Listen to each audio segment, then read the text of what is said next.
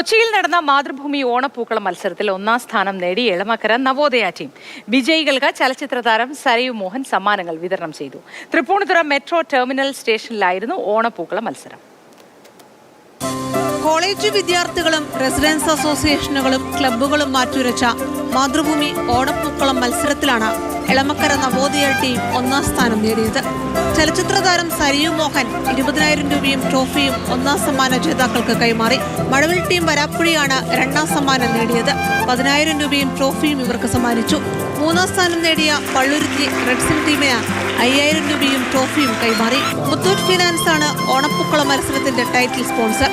Muthoot finance head CSR Babu John മലയിൽ വിജയികൾക്ക് ആശംസകൾ അറിയിച്ചു. ഓണപ്പൂക്കള മത്സരത്തിന്റെ ഭാഗമാകാൻ സാധിച്ചത് മുത്തൂറ്റ് ഫിനാൻസിന് വളരെയധികം സന്തോഷമുണ്ട്. നമ്മുടെ നാട്ടിലെ എല്ലാ കുടുംബങ്ങളിലും ഇതുപോലെയുള്ള സ്നേഹത്തിൻ്റെയും സാഹോദര്യത്തിൻ്റെയും പൂക്കളങ്ങൾ ഉണ്ടാകട്ടെ എന്ന് പ്രാർത്ഥിക്കുന്നു. സഹസ്പോൺസറായ Gills India fashions managing director Razeena Jamal വിജയികളെ അഭിനന്ദിച്ചു. നമ്മുടെ തൃപ്പൂണിത്തുറ മെട്രോ സ്റ്റേഷനിൽ നടത്തിയ പൂക്കള മത്സരത്തിൽ മാതൃഭൂമിയോടൊപ്പം നമുക്ക് പങ്കുചേരാൻ പറ്റിയതിൽ ഒരുപാട് സന്തോഷം.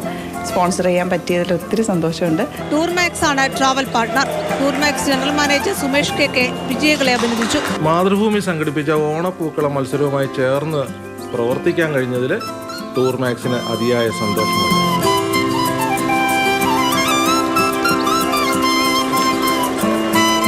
മാതൃഭൂമി ന്യൂസ്, കൊച്ചി.